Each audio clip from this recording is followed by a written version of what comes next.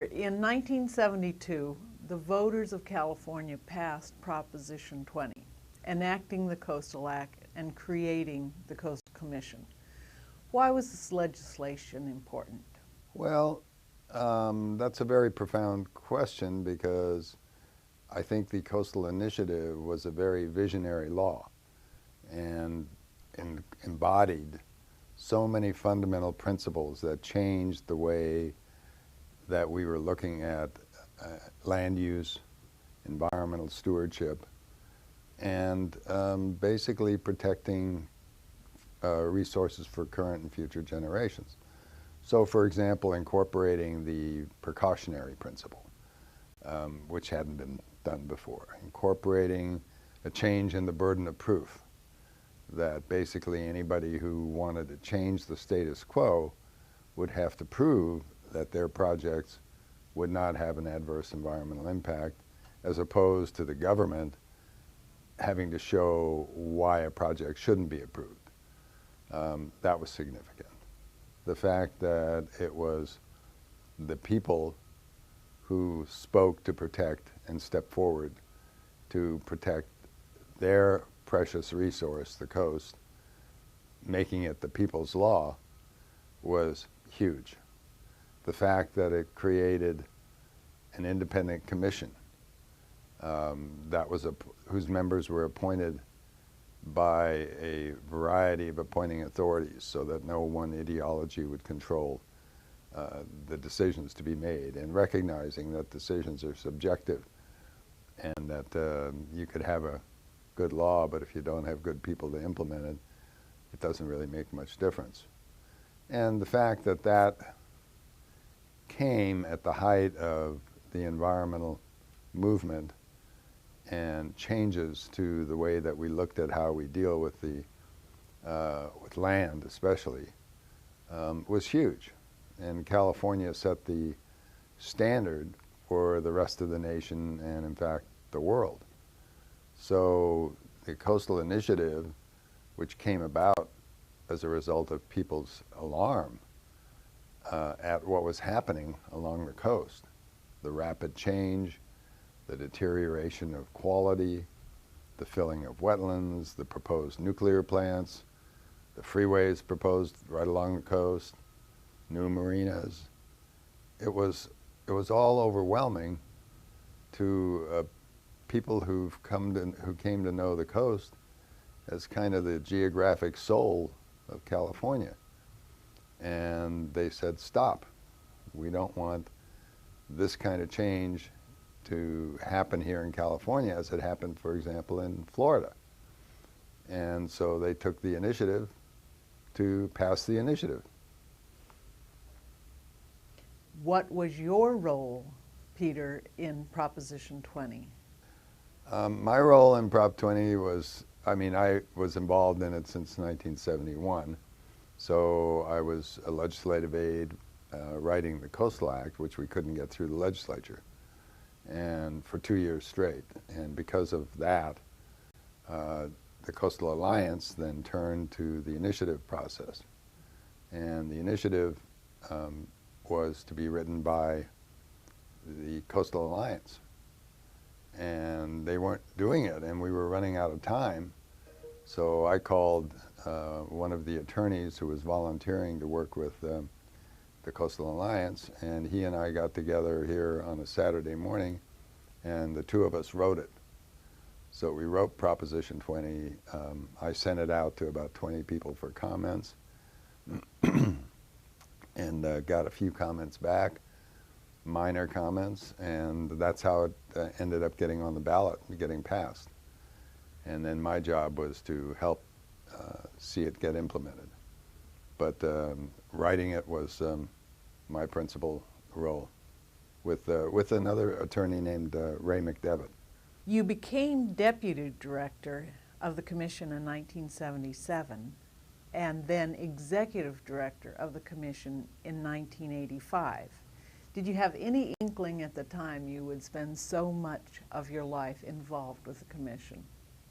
No. I didn't know what I was going to do when I grew up. And sometimes I still think I haven't grown up yet.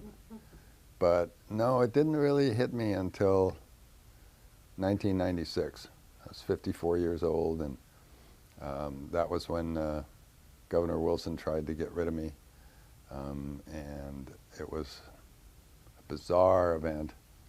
And when they couldn't get the votes together, and I remember flying back up the coast in a private plane with a friend, listening to Beethoven's Ninth Symphony and thinking, why have I been worried about what I want to do with my life when I love what I do?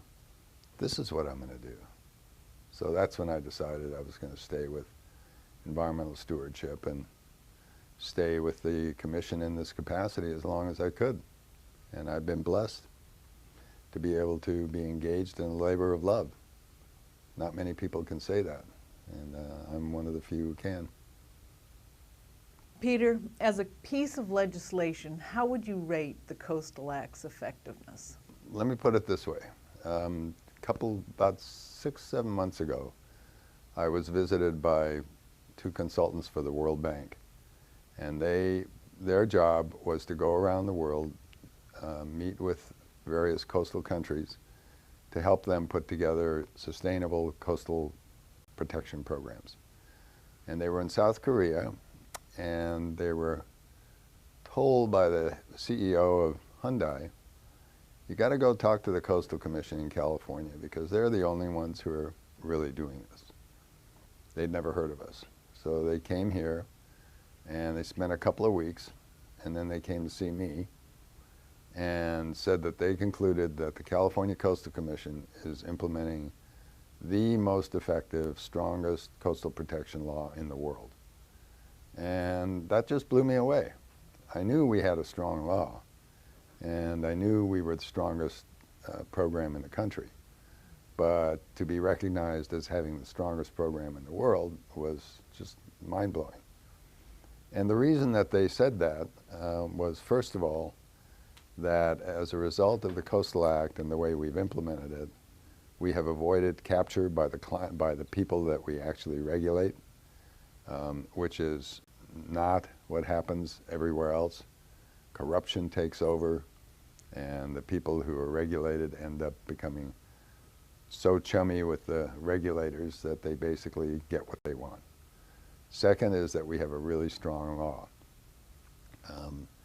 Third is that we have an independent commission, and that we have a commission that's appointed by split appointing authorities, so that not one ideology dictates what the commission does, and that we have an independent staff, independent from the commission.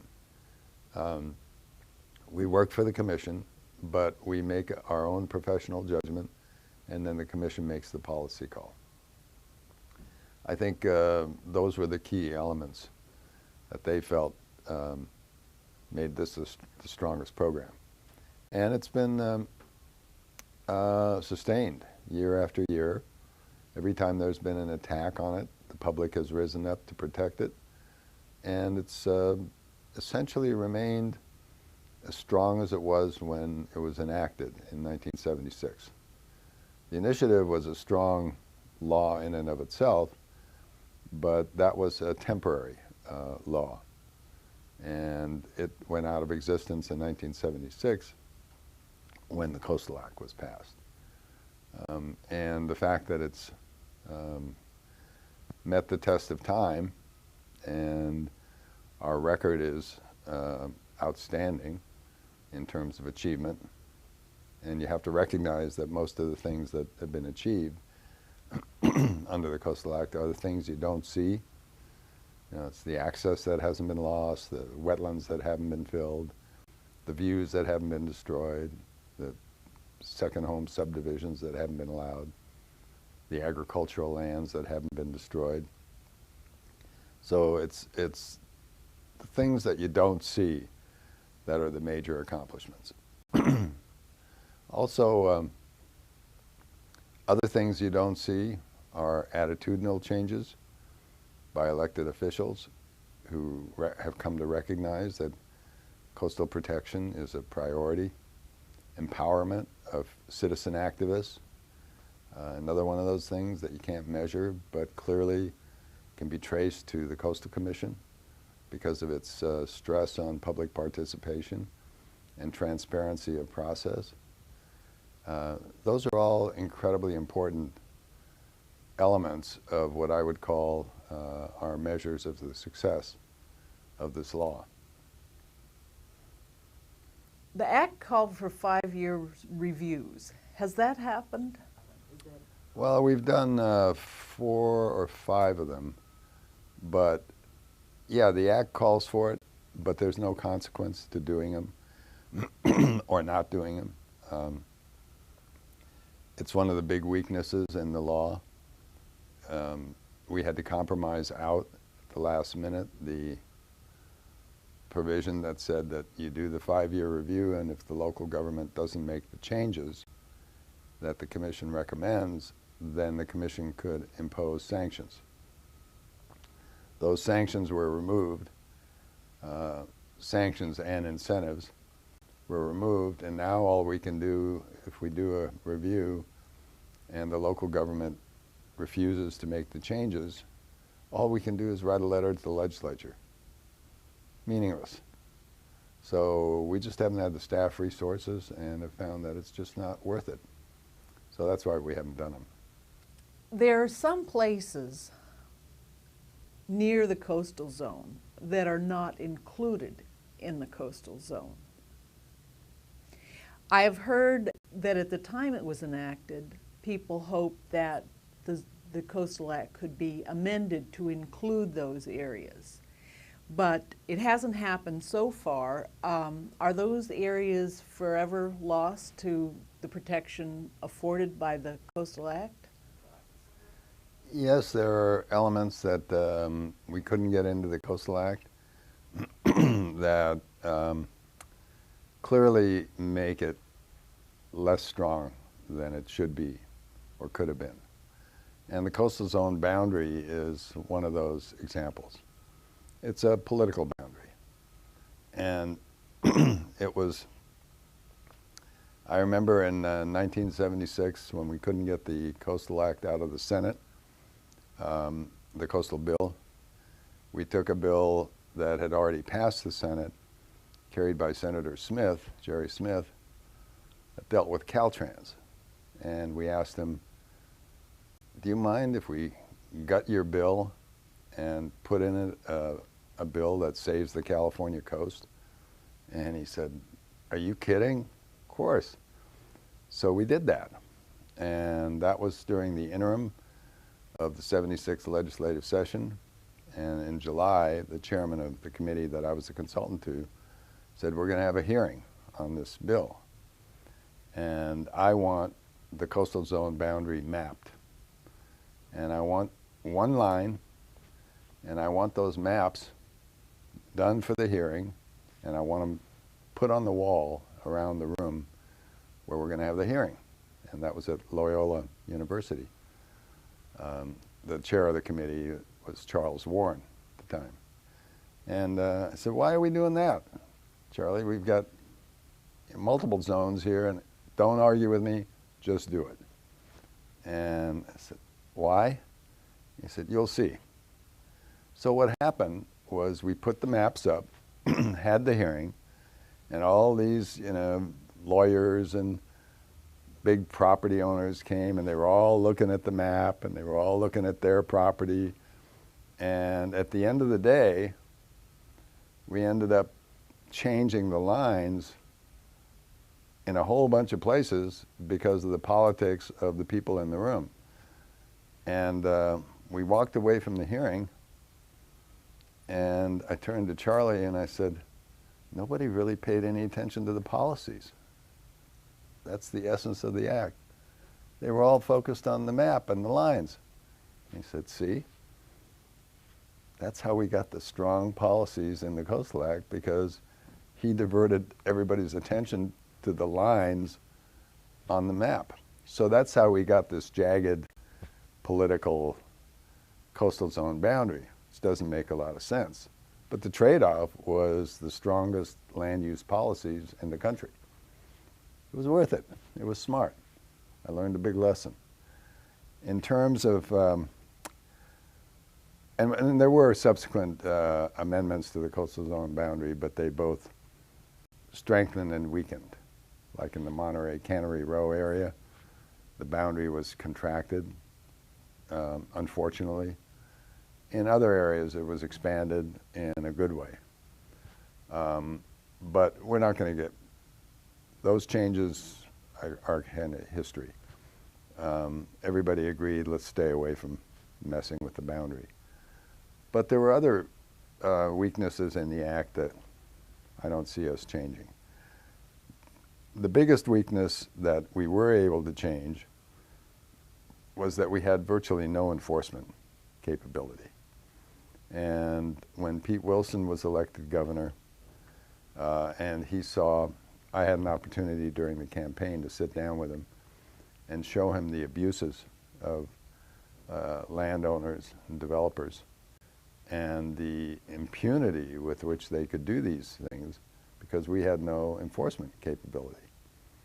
So it just so happened that there was a state senator named Ed Davis, former sheriff, LA County sheriff, conservative, Republican, but he was a conservationist.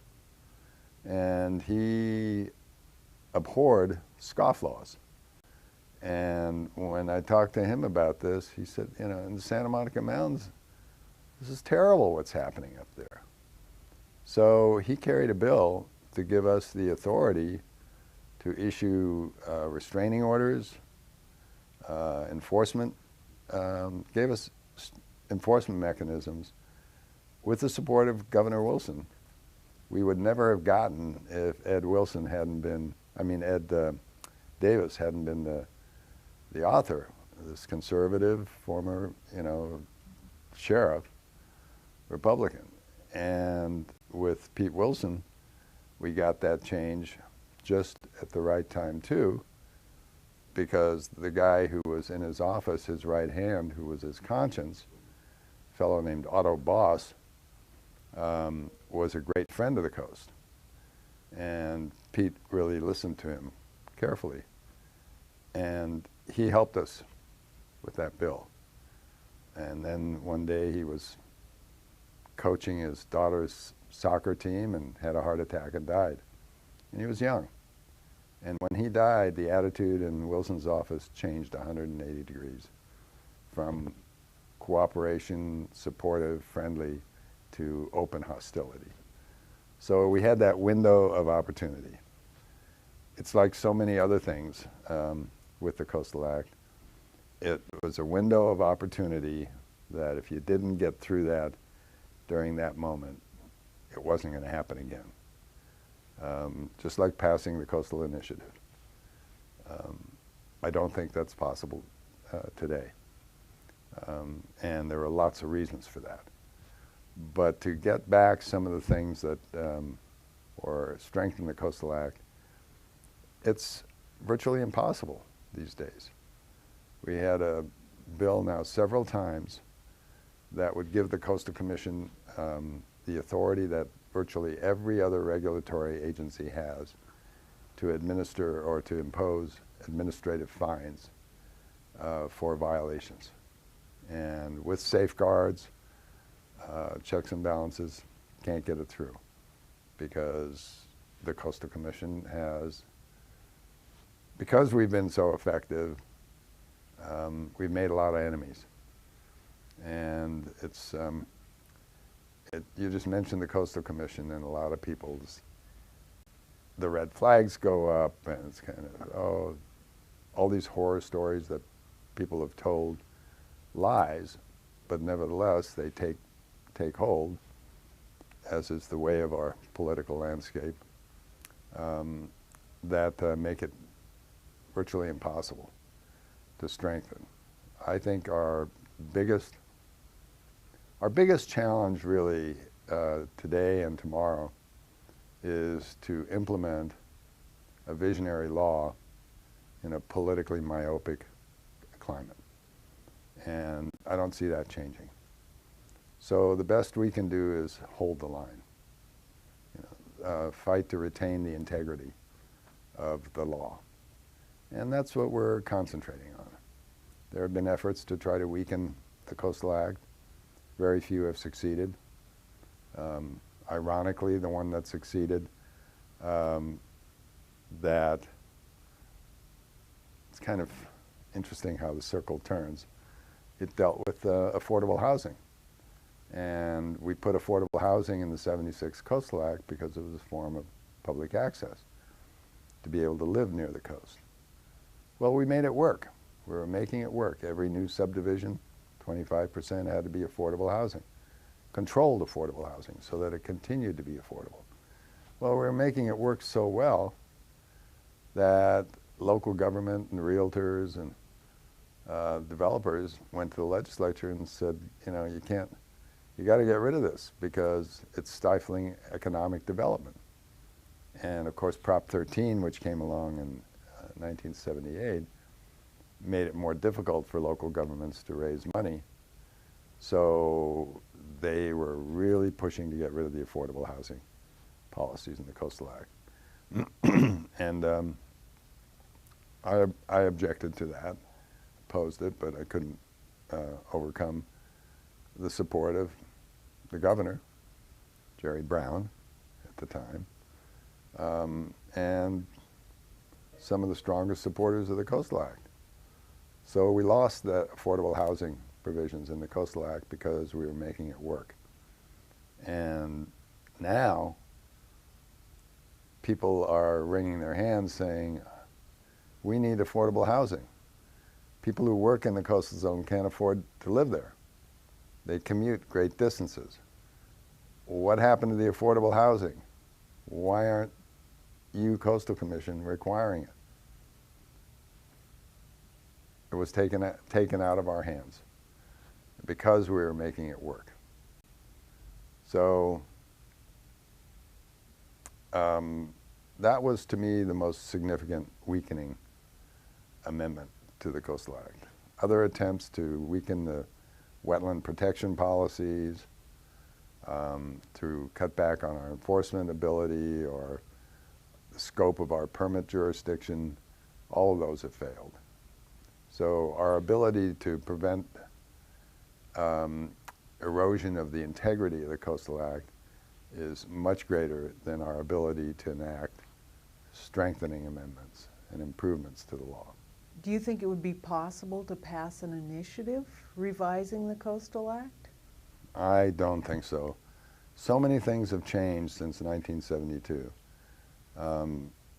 First of all, the amount of money that can be put into campaigns now. There's no way that the environmental community can compete with the corporations and the moneyed interest who have a stake in coastal development. So that's one thing. The fact that it's so expensive to get, I mean, the Coastal Initiative, I think, was the last initiative that qualified with all volunteer signature gatherers. It's so expensive to run a campaign. And there isn't a cohesive group out there to, like the Coastal Alliance was, to run such a campaign. And there isn't something, in order for that to happen, there has to be some, I think, horrific event that kind of galvanizes people to want to make a change.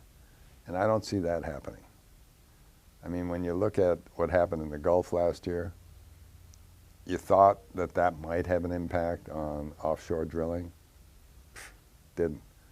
It was a flash in the pan because of the cleverness and the money the oil companies can put into countermeasures. And there are other things that have changed. The Fairness Doctrine, for example. The Fairness Doctrine in 1972, for the first time, we were able to make it, and that's what Lou Reed, this alleged counsel for the Coastal Alliance, was able to do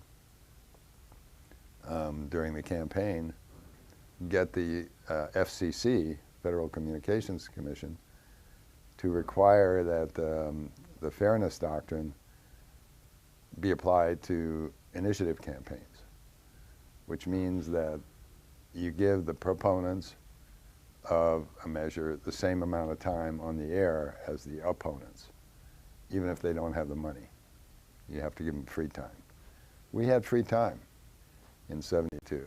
They put us on at 2 o'clock in the morning, but you know, we got Charlton Heston, we got Jack Lemmon, we got Eddie Albert and Lloyd Bridges, and got a lot of Hollywood types to do spots for radio and television. And as soon as Reagan became president, one of the first things he did was eliminate that fairness doctrine. So that's gone. And that was huge in terms of just getting the message out. So we don't have that anymore. I think it would take a real catastrophe to galvanize people into action. Then it might be possible. But under the current political regime we live in, which I call a corporate kakistocracy, a kakistocracy being government by the worst men there are, not women, but men.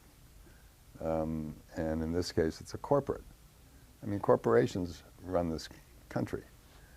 And so they're going to be able to run, you know, run over the environmental community on positive initiatives.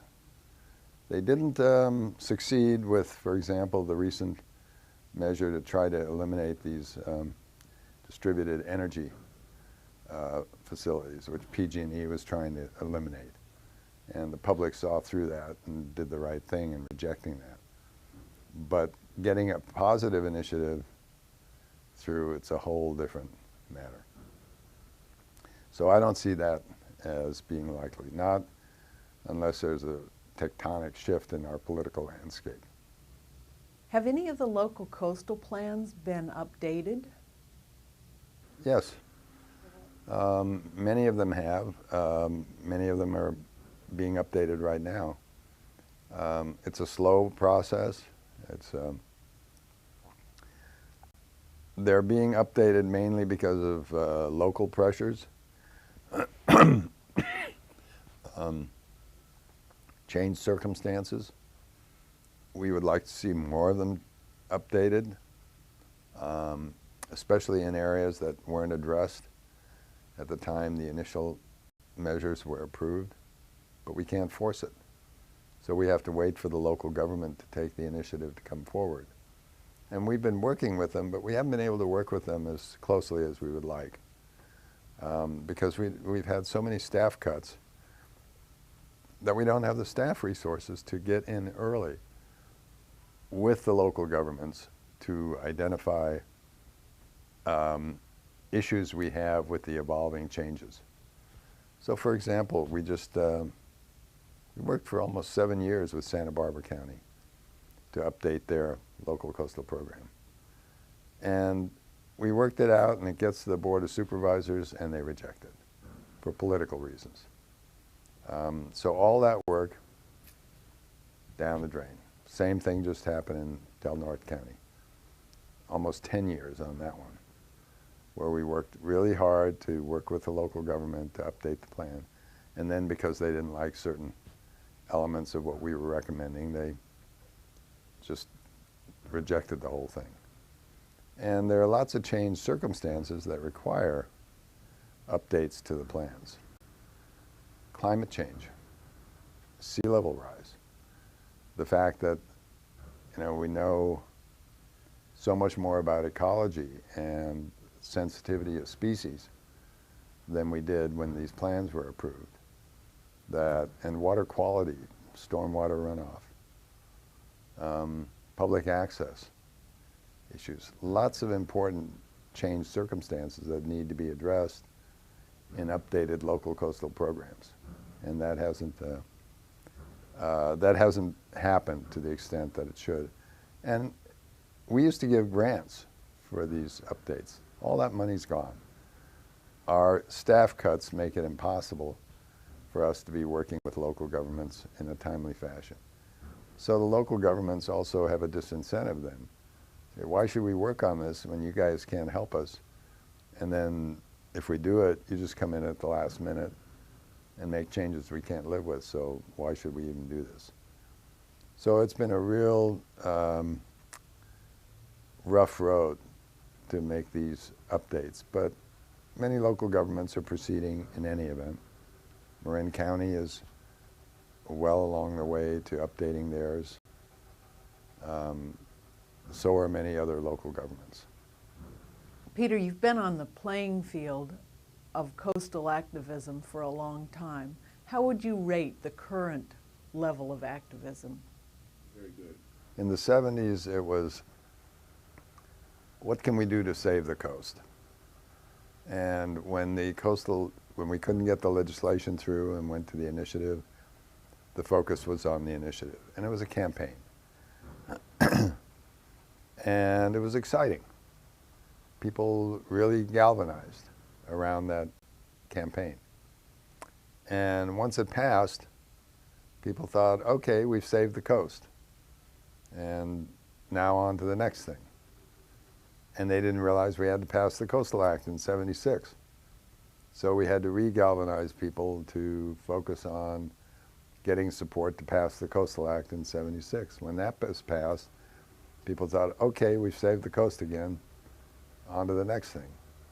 Well, and then they started to realize that it's really important to be involved with the commission as they make decisions to implement the law, because it may be a good law, but if they make the wrong decisions, what difference does it make? We still lose the resource. So the nature of the public participation changed tremendously. And it became, over time, very expensive to be involved in the commission's work.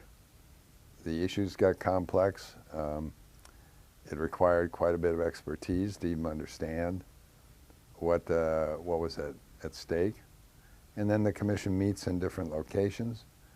And so to follow the commission and be engaged in those issues that the group thinks is important is expensive, both in terms of time and the money it takes to travel to the meetings and to do the kind of work, research that needs to be done to build a case.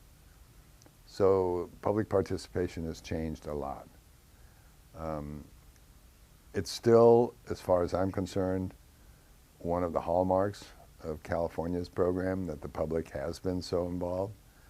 And it's a key in the Coastal Act. Public participation is to be maximized. So we do what we can to facilitate that. And I think without public support, Coastal Act would have been gutted a long time ago. So it's changed, but it's still there.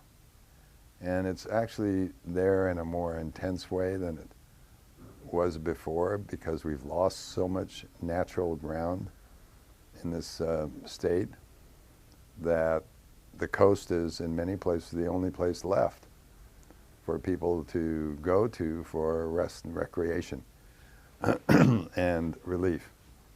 So it's much more jealously guarded today than it was then. And I think that's really important. So from my perspective, the fact that there are so many people out there who care about the coast and who are very vigilant about what decisions are made says to me that it's changed, but it's still there, and it's still absolutely essential. Without that, the Coastal Act really, I think, would fade away.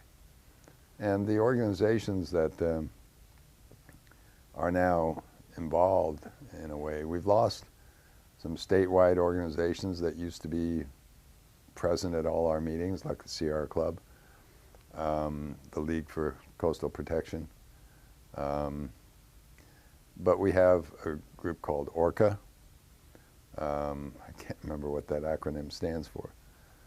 But it's a great way for environmental activists in various locations along the coast to get together once a month to talk about issues of concern to them, and then they get people in the areas of the commissioners to meet with the commissioners to raise those concerns.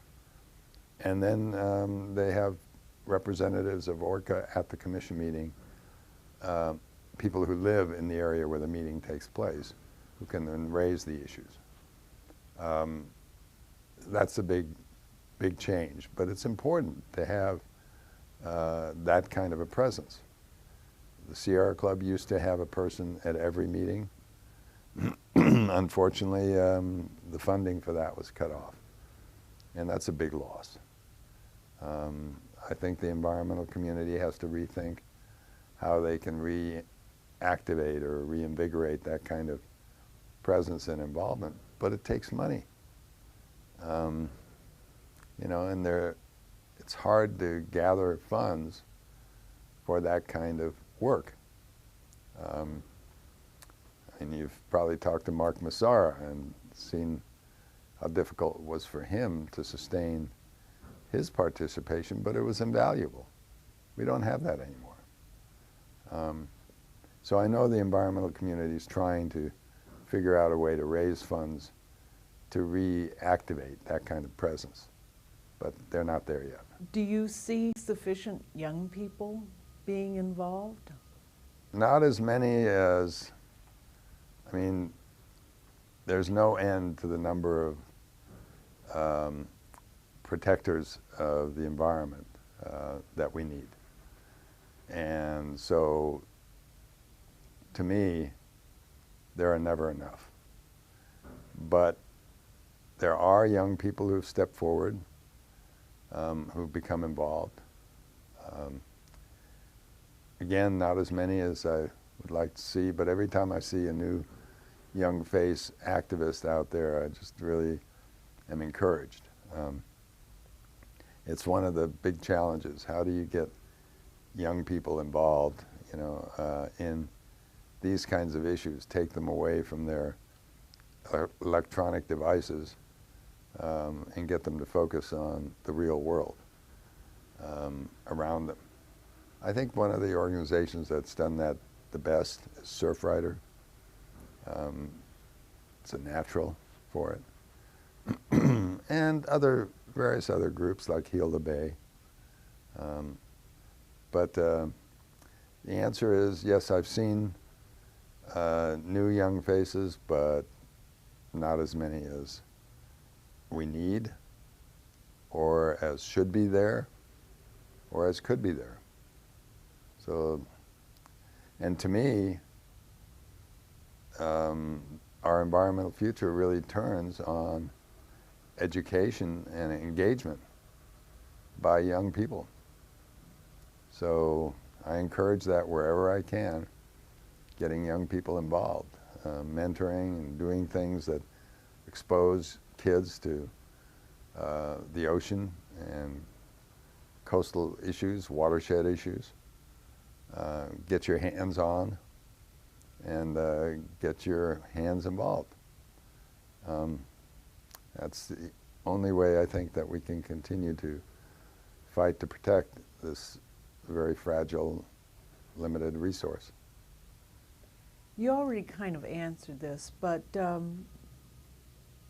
does the price of real estate affect the potential for people to become activists?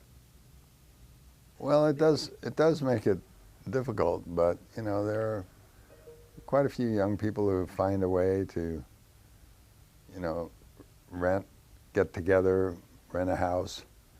I still find a lot of people, activists who are involved in the work of the Coastal Commission, who do live on the coast. They may not own the place that they live in, they may not live in a place by themselves, but they're able to somehow manage. But then there are also a lot of activists who are inland, who recognize the importance of the coast. And you don't have to live in the coastal zone to be an active, protector of the coast. So, but you're right. I mean, it's become a very exclusive real estate domain. Very, very exclusive in terms of who can live there. We've seen some major changes in the makeup of the Coastal Commission in this last year. How do you rate the current commission? Since I'm still working for the commission, it's kind of awkward for me to be real candid about what I see in terms of the makeup of the commission, strengths and weaknesses. But I've seen them all over the years since 1972. And I think we have one of the better commissions that we've had in years right now. The fact that we have fixed terms for 8 of the 12 members makes a big difference, so that when a commissioner gets appointed by the Speaker or the President of the Senate, that person's on the commission for 4 years. So they don't have to look over their shoulder all the time to make sure that they're not going to be thrown off the commission because they make or they vote in a way that their appointing authority doesn't like. So I think that's been good. I think that like every commission, you have strong commissioners and you have less strong commissioners. What I look for is integrity, conscientiousness, support for the law, and obviously, as I say, integrity. So that the experiences we've had in the past with corruption, the few times, I mean, we've had literally hundreds of commissioners and only one has been prosecuted for corruption and sent to prison. A couple more should have, but the circle came around for them in other contexts. But we haven't had that in years, where I could say that commissioner is corrupt or that commissioner is out to sabotage the Coastal Act. That we haven't had, thank goodness. In terms of strengths, when you have a commissioner who knows the law better than most of the staff, who has an incredible background of expertise, institutional memory, and then they don't get reappointed, it makes a huge difference in terms of continuity or loss of continuity. And that's part of our job, is to train and help new commissioners understand why we do what we do, some of the concepts underlying decisions that we make are very complex. So we have to constantly be educating new commissioners. And, the quality of commissioners depends on a lot of factors. But as long as they do their homework, they have integrity, and they believe in the law, and want to do the right thing by the law, that's all I ask.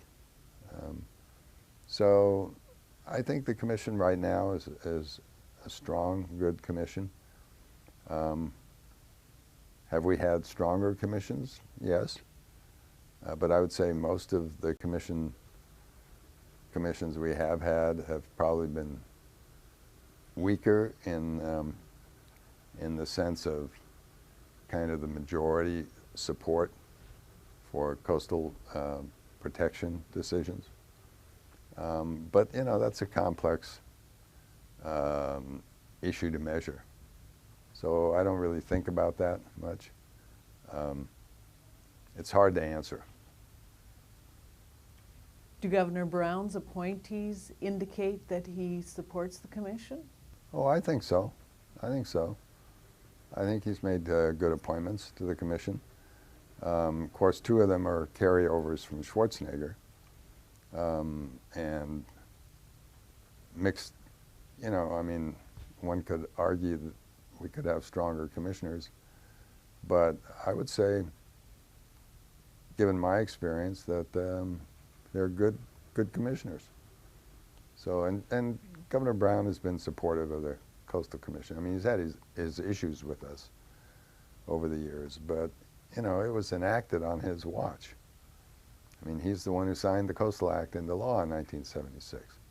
He was the one who helped us keep it on the ballot in 1972 when he was the Secretary of State. And there were efforts to try to throw Proposition 20 off the ballot. So, and he endorsed it. So, you know, he has a big stake in this. It's his legacy as much as it is anyone else's, probably more so because of his key role. The Coastal Act speaks to the authority of the Commission to address indirect impacts that come from outside the coastal zone. But the Commission doesn't act on these impacts very often. Do you foresee a change in the current policy? Well, it's wrong. We do act on those impacts. We've dealt with a lot of impacts through federal consistency. That is, that we are the only state agency that has authority to look at any activity or project that's carried on by a federal agency or that's approved by a federal agency, either through permits or grants that could affect coastal resources. So that enables the Commission to look at impacts resulting from development activities outside the coastal zone. We've done that in many, dozens and dozens of cases. So the Commission does look at activities outside the coastal zone that impact resources in the coastal zone. So I don't know where that notion came from, but the fact is we do it. It's a key part. In fact, that's one of the strong elements of the Coastal Act, is this federal authority to look at federal activities no matter where they occur. So, for example, back in the 70s, late 70s, early 80s, the Navy was proposing to scuttle obsolete nuclear submarines 350 miles off the Northern California coast. We asserted jurisdiction over that and wrote them a long dissertation why this would not be consistent with the Coastal Act. They dropped the project. EPA was going to incinerate toxic materials several hundred miles off the Golden Gate. We asserted jurisdiction over that because we said that would come into the coastal zone and have impacts in the coastal zone. The project was dropped. We deal with military activities that occur outside the coastal zone but could impact resources in the coastal zone, whether it's Navy, sonar, projects or Air Force training missions over Big Sur. So, no, we do reach beyond the issue of the Coastal Act and coastal permits being able to address impacts that originate outside the coastal zone. That's different. But when you have a federal activity involved, then we do have a handle.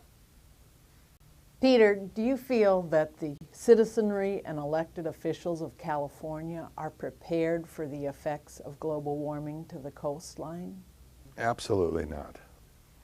Absolutely not. We, as I say, we live in a very politically myopic culture. People are, they're concerned about the immediate, whether it's immediate entertainment, whether it's immediate concerns about security,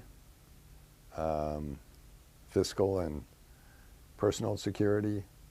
They're thinking about the now.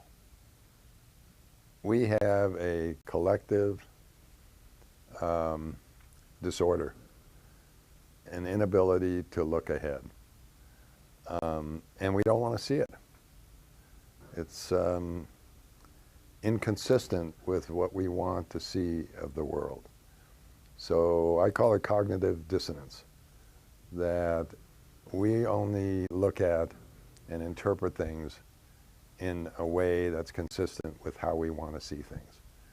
And the notion that we're destroying the earth, that the environment that our children and grandchildren will live in will be so much more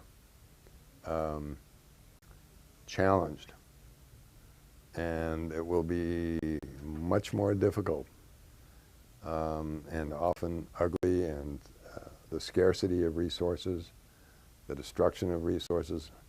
We don't want to think about that. So we've done a collective, stick your head in the sand. And then on top of that, you've got these, again, these corporate dissemblers out there who are doing everything they can to distort people's perception of what the climate change means. So all these industrial or corporate-supported think tanks that purport to spew out academic documents which question climate change. I mean, those are all intended to promote profits. None of them have any sense of community responsibility or community welfare. And as a result, you have, and then you have Fox Noise that's out there that is propagandizing for the corporate oligarchy that runs this country. And they're always knocking and tearing down climatologists who, and there's consensus among scientists. There's no question what's happening. And I mean, I was on an airplane the other day sitting next to a guy. We were talking about some of the more severe weather events that are happening now more and more. And I said, I had a briefing from the Union of Concerned Scientists about 30 years ago. And I've had briefings when I was on the NOAA Science Advisory Board 20 years ago. I mean, this was all predicted. There was no question that these things were going to happen. Nobody paid any attention to it. They didn't want to. And because the corporations don't want us to pay attention to it because it means loss in profits, and it means changing the way we do things, like the chemical industry, like the oil industry, getting off of oil, getting away from the carbon emission industry and technology that we live in. They don't want that to happen because it means less profits, irrespective of the tremendous cost in terms of human suffering and environmental degradation. People just don't want to accept it. So this guy on the airplane, I said, I know where it's coming from. It's climate change. He said, well, it's not clear that climate change. I said, no, it is clear. There is no doubt. I mean, the people who believe the earth is still flat, they may not believe it. But anybody who is capable and willing to read a scientific article will understand there is consensus. This is a real dynamic that's happening to the planet, and we're probably past the tipping point here, and we can't continue to ignore it. We've tried to get, slowly making progress, to get local governments to be thinking about sea level rise. We did this up in Crescent City not too long ago with a condominium project that we had. We imposed conditions that would anticipate a certain level of sea level rise. The city went ballistic. And you know, they didn't want to approve the project after the commission approved it with conditions that required a certain height so that you didn't have permanent residences down at the area where we thought inundation levels would occur. And then finally the developer convinced them to approve it. But one of the reasons that the county up there rejected the amendments, the updates to their local coastal plan with the modifications we recommended, because they didn't want to implement the sea level rise protections that we had built in. We've tried to get interest in, and this was a pretty profound effort, around Eureka, Humboldt Bay. So we wrote a letter to Senator Feinstein, Senator Boxer, Congressman, God, how can I forget his name? Anyway, the congressman from the area, to try to get support for a collective planning effort to get us to start planning for and thinking about what do we do about sea level rise around Humboldt Bay. The amount of infrastructure alone that is affected. Just look at Highway 101 between Arcata and Eureka. I mean, it's at sea level, and every now and then it gets overwashed anyway. What are we going to do? Put that up on, you know, make it a viaduct? Are we going to move it inland? Are we going to abandon it? What are we going to do with the utilities? All of the development that's within the area of inundation, which is clearly projected, never got a response. It was to me just inconceivable that even progressive legislators didn't want to touch it.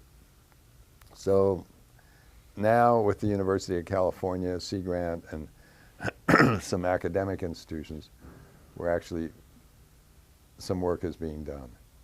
But it's not at the level where it should be. So we're doing a lot of work here at the Coastal Commission with other agencies to try to get get initiatives started to deal with sea level rise. Schwarzenegger actually issued a directive that all local coastal programs should be updated to incorporate sea level rise. But whether that's going to happen or not, I mean, we're going to be working on it. But the answer to the question is no, there's no preparation and there's no willingness to really address it. Rising sea levels versus expensive homes on the beach. What's going to happen when all the homeowners request seawalls? Well, unfortunately, the Coastal Act mandates approval of seawalls. So I can't see that changing. But what's happening in some areas is that irrespective of that mandate, the cost of installing seawalls is prohibitive. So you've got apartment buildings in Pacifica falling into the ocean. They just can't afford to build the protective works. So there are going to be places that existing development is just going to be abandoned or removed. In other places, you're going to see, we're going to see more and more armoring. It's too expensive. We've tried to look at the issue of planned retreat, you know, buy out properties along the shoreline and allow natural erosion to take place. No interest in that. And people are saying, why should we pay for that? So there's no money for it, there's no interest in it. So I see that as a huge train wreck. That's already on us. And we basically don't have much choice but to approve new shoreline protective works, which both change the shoreline, takes away public recreational resources, starves the beaches. It's a tremendous public cost. but I don't see an alternative at this point. Not a viable one.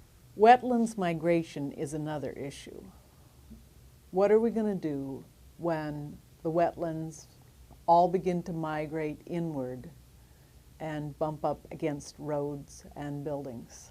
Well, again, I see a lot of bulwarks being built to keep the water back. But I also see efforts, the Coastal Conservancy is trying. We're trying, working with Caltrans down in San Diego, for example, the I-5 widening project goes through 5 lagoons. We've told them that we want them to look at buying land around the periphery of the wetlands to allow for migration of the wetlands inland as sea level rises. Whether or not that's going to go anywhere, I don't know. But that's a big concern, and we're looking at it. The Coastal Conservancy is trying to find ways to allow for these expansions by buying lands. But as you know, most of these areas have been built up pretty close to the edge of the wetlands. So yeah, that's another real challenge. How do we adapt to that issue? And I don't know the answer to it. I mean, it would take a lot of resources. But Caltrans has the money for, and it's certainly, to me, appropriate mitigation. It would be, I think, very appropriate for them to be buying some of the adjacent properties. But, you know, in a lot of areas, the only way they can do that is use condemnation. And condemnation is not politically popular. So, and they don't want to use it. So it's a real dilemma. The Sacramento River Delta is not part of your jurisdiction, the Commission's jurisdiction, but the predictions about what might happen when the dikes break, if in case of a superstorm or an earthquake, are something to worry about for the whole country. Do you care to comment? On Sacramento River? Uh-huh. No, you know, we've been asked to get involved in that, but as you know, our jurisdiction ends at the Golden Gate Bridge. So we're not involved in that, even though that federal consistency could allow us to reach inland. We've decided not to do that. We have reached inland to tell the folks on the Klamath River, for example, for the dams there, that that's something that we do intend to assert jurisdiction over at the right time to help in removal of the dams on the Klamath River, which are way inland of the coastal zone, but clearly impact salmon and so many important coastal resources. But no, on the Sacramento Delta, I mean, that's another one of those tangled webs that kind of defy solution. We need to address it, and my good friend Jerry Merrill is now charged with that responsibility. Wish him a lot of luck. But you know, it's like, you look at where have we stepped forward to impose strong protections of land use and place. And the only places that that's happened is where you identify with a particularly unique piece of geography. San Francisco Bay, the coast of California, Lake Tahoe. There are a couple of other places where conservancies were established, Santa Monica Mountains, but not regulatory.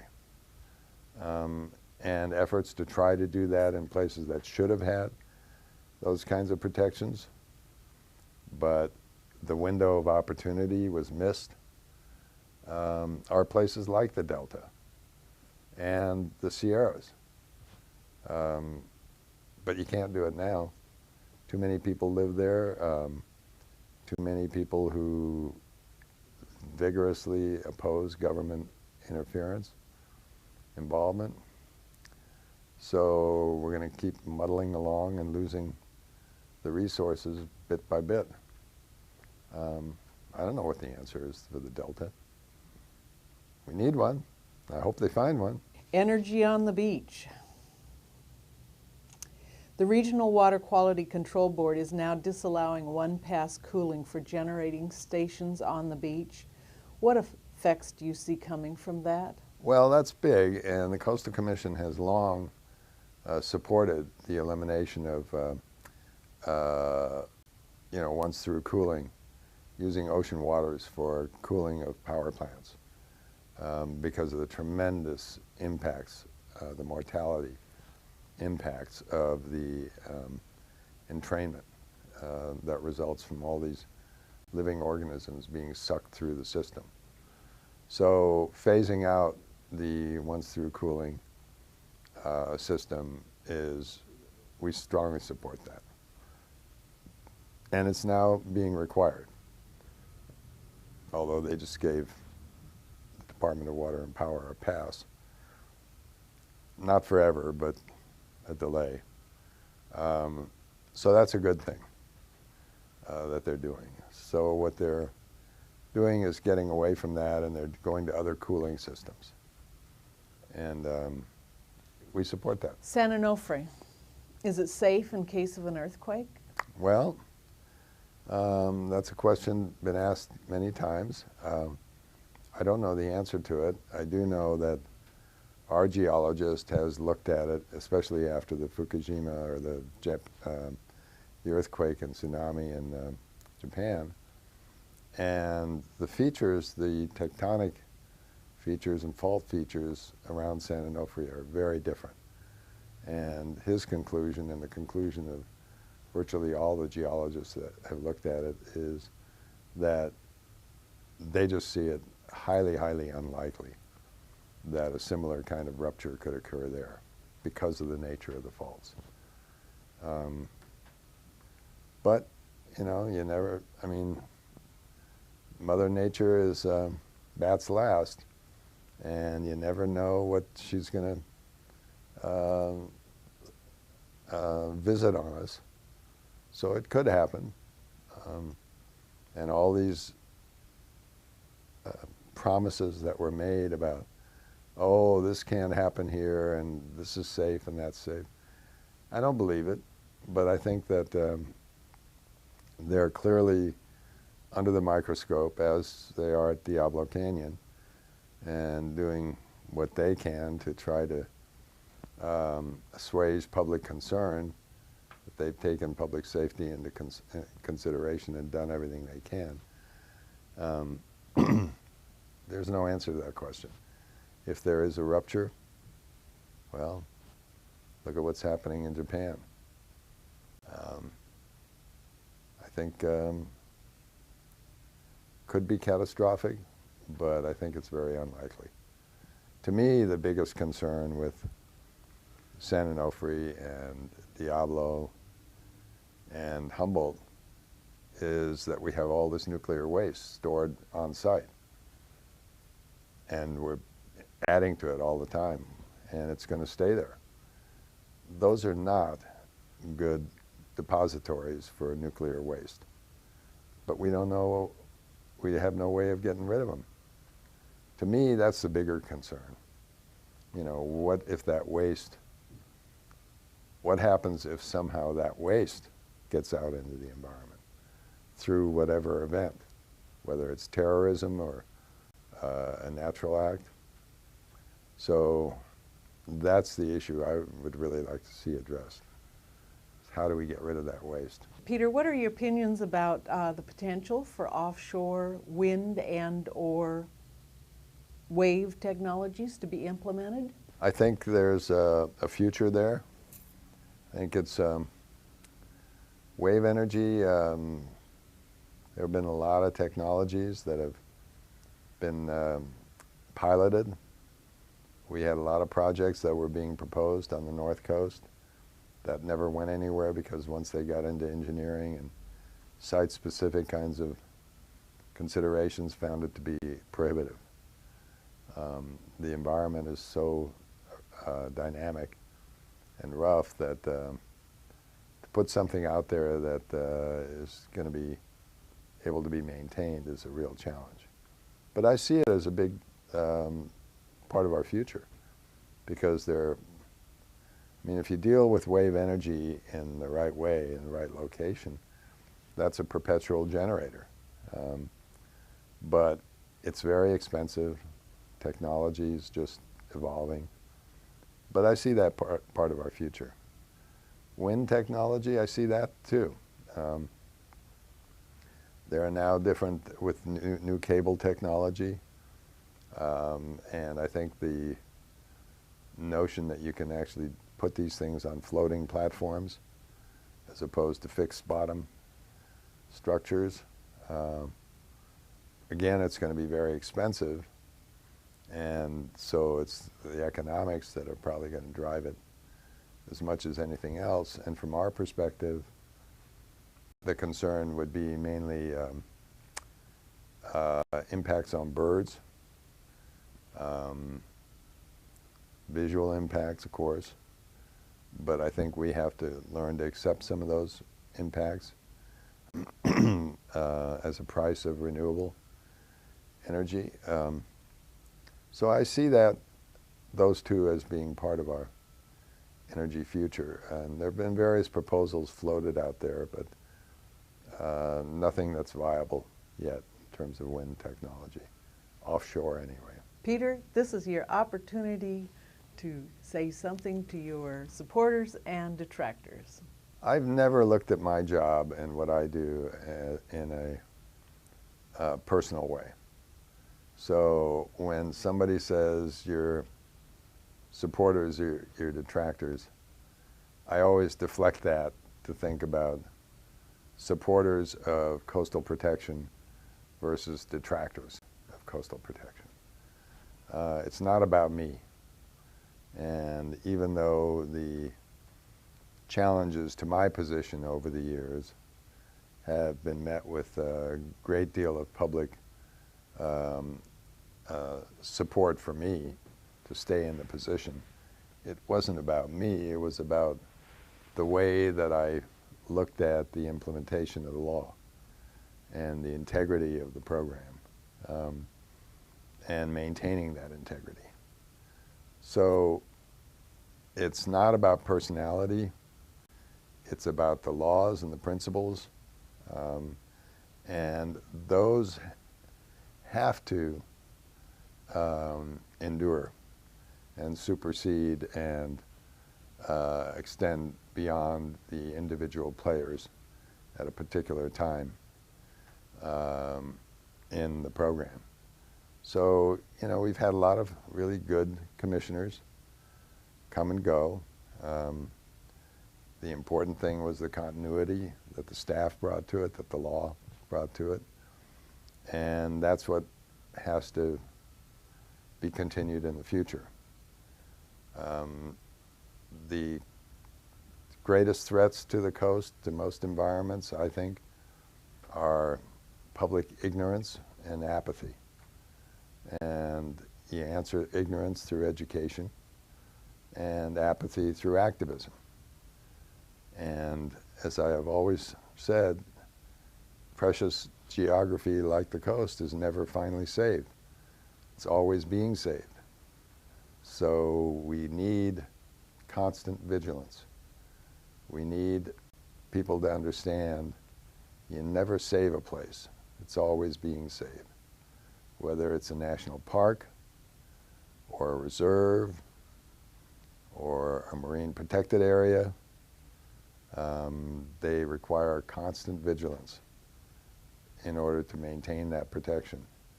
And that's part of our ongoing responsibility as citizens of the world. So to me, the biggest message is that it's our responsibility and the responsibility of future generations to be engaged in the protection of their world and the environment, which means you can't just stand as an innocent bystander or an idle bystander on the sidelines. you have to be involved. And I know people are preoccupied with self-indulgence and entertainment, and a lot of people are preoccupied with just survival. Totally understandable. But they can't ignore the environment in which they live, and that they have a responsibility for the protection of that environment. It's their role and their responsibility as responsible citizens. So my message is, be informed, be involved, and never give up.